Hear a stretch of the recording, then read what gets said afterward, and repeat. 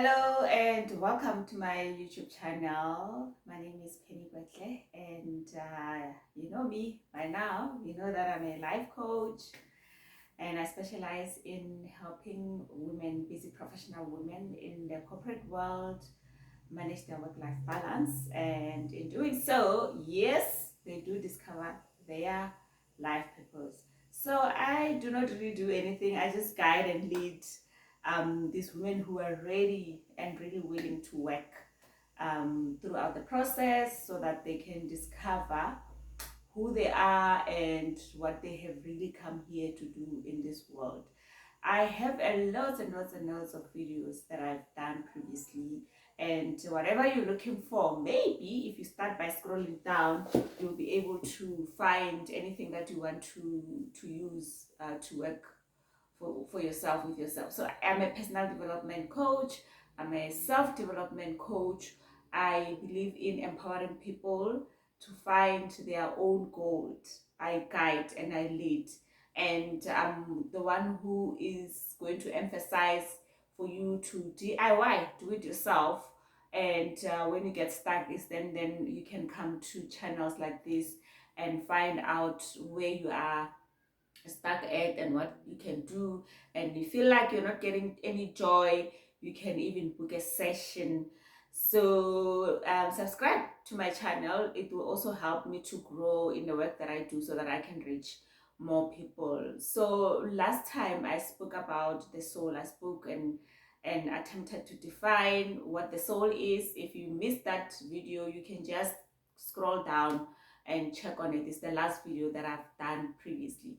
So today I'm just also gonna hone again on the topic of the soul, and then I'm talking about the nature of the soul. What is the true nature of the soul? When I was doing this research, I had in mind what the direction of the this topic that I wanna take, and that was going to be my opening statement. The soul's natural desire is to share, of its essence, is to share of its light, and is truly to give. Yeah, so that's where my train of thoughts were going, and then I just thought, man, let me do a bit of a research so that you know what I can give people a more informed content in terms of the soul, because you know what, we talk about the soul most of the time, but do we really even know what we're talking about when we talk about the soul? So I came about an article in one of the websites that I subscribe to as a member. In the Kabbalah Center, I subscribe there and I follow that center. I saw an article that was written by the director Michael Beck himself, and I love reading his articles, I love reading his material, I love reading listening to him, his podcast. I mean, he's such an epitome of wisdom. I love connecting with that membership, you know, in terms of the Kabbalah Center. So I looked at what I can glean from in terms of what they speak about concerning the soul, and my, I was blown away. I was really blown away, because I mean, my content was about the soul's nature is sharing, which is true. But what I got from that article was more than I'm begging for. So, so just a general view about the soul and what we came here to do as an individual sparks of God. Each and every one of us, as we listen to the previous video, you will get that I mentioned that we are all separate sparks that have descended from the creator of all, the Ein Sof. So when we came here, we are fragmented and we all forgotten why we are here. So it is when we do podcasts like this, or as we do spiritual work, when we start to discover what is the true essence of the soul and why are we here as a human race. So as I was reading his article, and I listen to him most of the time. I listen to that podcast, the channel, the platform, the Kabbalah Center. So that's where I gain most of my knowledge from. So what they teach the sages of the past, they say that that a human being is a spirit, body, and mind. I mentioned that in a previous video. So most of the time when we come, and all the time when we come here in this realm, we sort of like forget the desires that comes from the soul or the desires of the spirit, because we are more inclined towards the negative inclination, the negative attitude. I mean, if I'm thinking about that negative attitude, you look at the baby who's just born or a toddler, they all about themselves. What's it in for me? It's mine. Even when they play with other kids, they want their toys, they want to take another kid's toy, and it's all about me. And that is precisely that negative attributes that we get when we are born. We are born with that negative inclination of wanting to desire to serve me, to do what is pleasing to me, to do what is beneficial for me. So if you really want to see the true negative inclination, the true desire to be served for my own cause, we look at the children just below the ages of 13 for boys and 12 for girls. So you can see that these people are self-focused, and these people only desire what is best for them. I mean, a little baby, a newborn baby, when it's born, coming from the hospital, it does not care about the mother who's been in labor for 12 hours or even for 24 hours. That baby doesn't care that the mother had an operation. She also needs to rest. She needs to be taken care of. That baby, when it screams, it wants attention. That is the true revelation of the desire to be saved, and you observe that baby. So now we are born with that desire for a self alone, and at about 12, between 12 for girls and 15 for boys, we acquire the desire for positive actions, the desire to receive, to do good, the desire to receive for the sake of sharing. So that's when we start to develop that desire. We know that we are aware that here I am, I'm here to serve, and yet I desire money, I desire a car, I desire a job. Why? Mostly so that I can be fulfilled, so these things can serve me as I serve others. That's the consciousness that we should have, but most of us, we don't have that consciousness because we've been in this realm for so long, and we have truly forgotten where we come from. So now as I'm talking, I'm reminded of a book by Neil, I can't remember his surname, but there is the guy who wrote Conversations with God. He followed up that book with a book called, it's for children, the children's book is called the little son and the sun, something like so. It's the little son, as in a child, and the sun.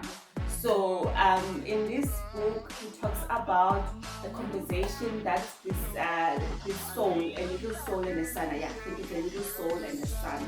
I don't have it physically. I talk about books that I came from, that I acquired knowledge from, but I don't have it because it's in my Kindle. I will show it to you what it looks like. So it is a conversation in heaven, in the Ein Sof, in the unlimited realm, in the eternal world.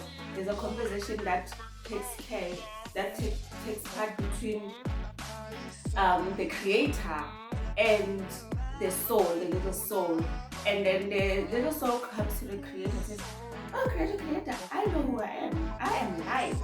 And he is so excited about the discovery that he is light, and he shares that with the creator.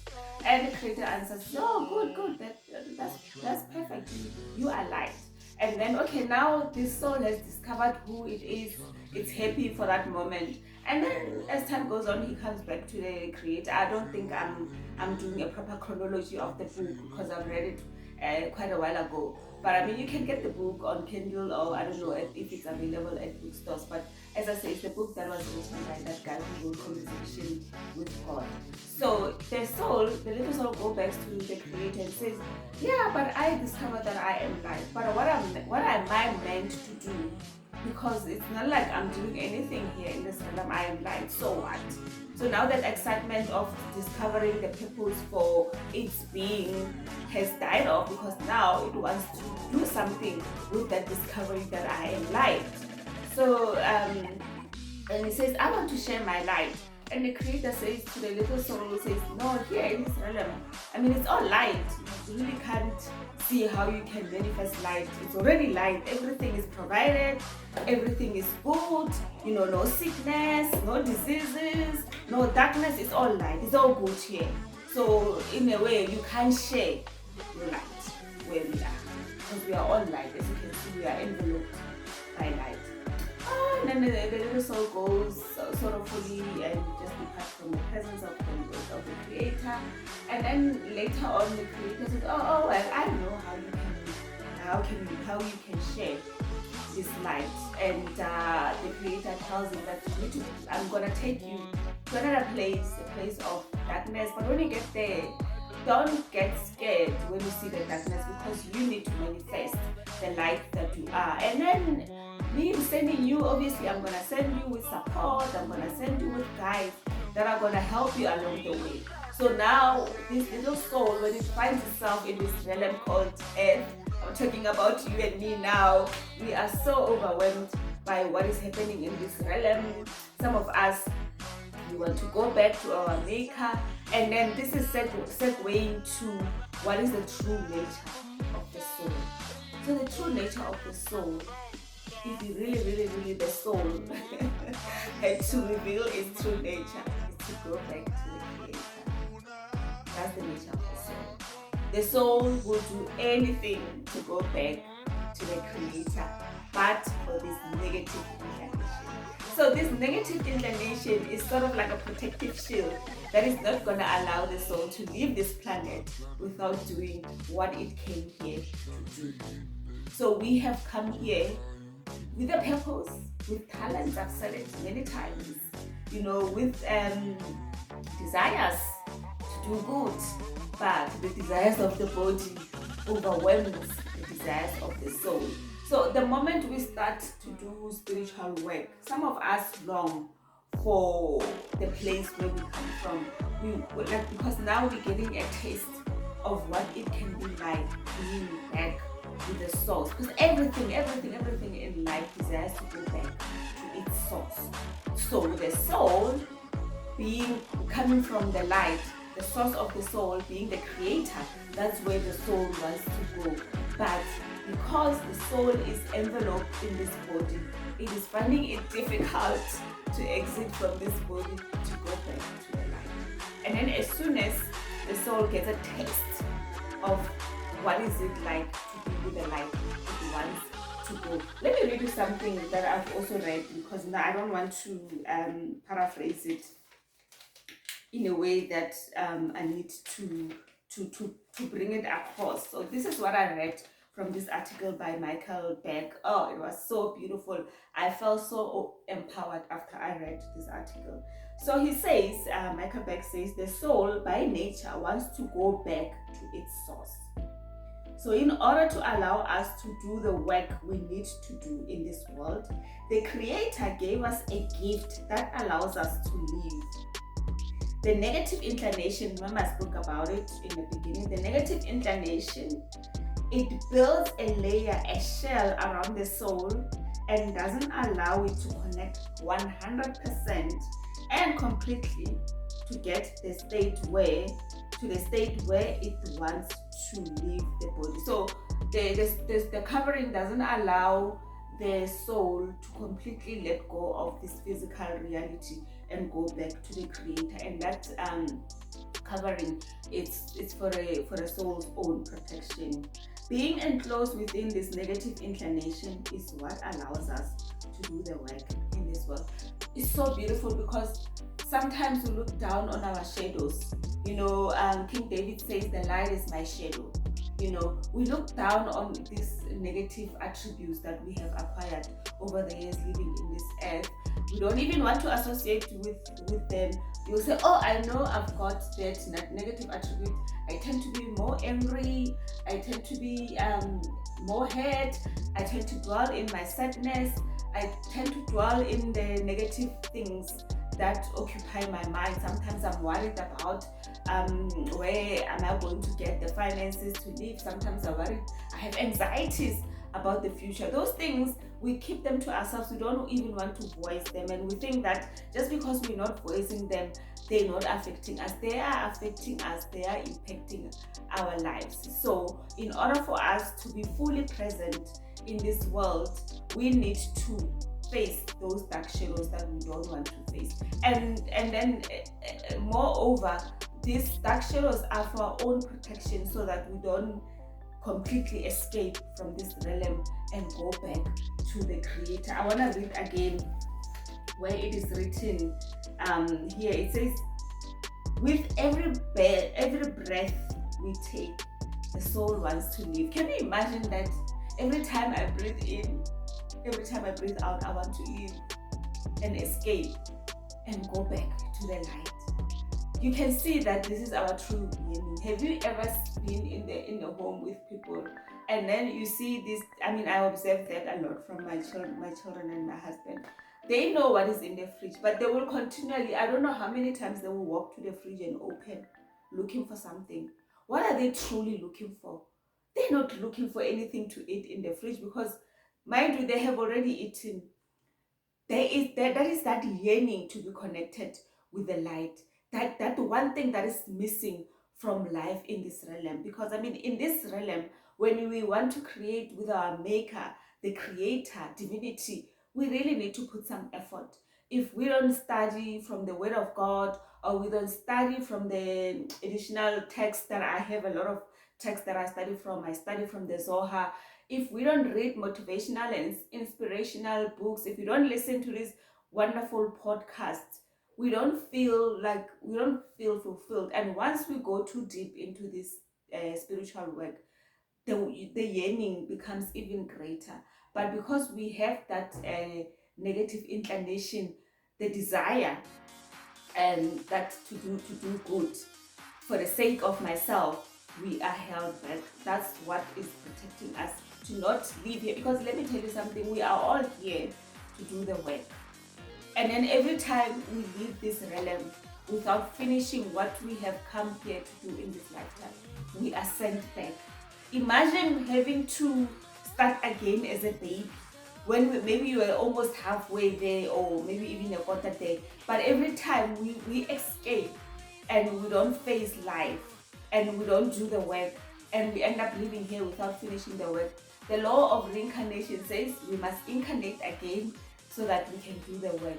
As long as we haven't the soul, and I'm not talking even about the physical body, I'm talking about the soul. As long as the soul has not finished that which it has come here to do, the soul is sent back to do it. And the more you don't do it, the more that correction or transformation is needed in your next lifetime. So all of us, we all have those two parts.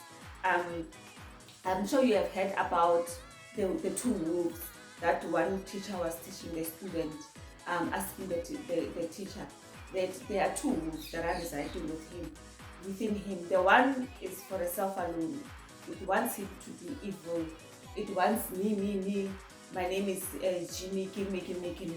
It wants that. But there is this part of the wolf that wants to do good, that truly wants to share, that truly wants to bring pleasure to other people's life. So which one is going to win? The student is asking the master. And the master says, the one that will feed more. So that when you feed the desires of the soul, because the soul only wants to do what is good, and we have this other negative part that is just want to receive. It doesn't want to do anything. It doesn't want to share, because somehow we feel that if I take out this thing and give it to someone else, I'm gonna have less. My needs are not going to be totally fulfilled, which is a fallacy. It's a lie from the pit of hell, because that is not true. Let me know how you feel when we have shared. Like, for example, speaking for myself, it's an effort for me to sit here and do the work, do these videos, so that, and also to edit the videos and share them in my platform. It's such an effort, it's a huge effort. But once I have done all that, yo, I feel like, I don't know, I've conquered Mount Everest. I feel so good. So which one is better? For me to sit here and not do anything and wallow in my depression, wallow in my leg and not do anything, or for me to share? Because immediately after I finish sharing, I feel such a sense of purpose, a sense of relief that I have done something meaningful. So you will agree, it is better to share. It is better to share. It is better to give than to receive. One of the scriptures says in the Bible, it is better to give than to receive. But we are in the under the illusion that, yo, if I only can get this, why do we even want the things that we want? Because we think that we're gonna feel better and be better once we receive them. Like I just shared with you that once I finish doing this work that I'm doing for the cause of humanity, I feel great. Did I have to use money to do this? No, I didn't have to use money. Did you have to pay me to do this video? No, you didn't have to pay me to do this video. But I feel so good, so great after having done it. I feel so good having done it. So now, that is the nature that the soul wants to operate. The soul wants to give, the soul wants to share, the soul wants to work. But the soul is feeling so closed up by the desires of the body. It doesn't know how to scream out louder that it's time for me to share. When you are proactively being the observer in your life, you will know what to do so that you can also feed the soul. You will know intuitively what to do. Like for me, for now, this is what I'm guided to do, this is what I'm led to do.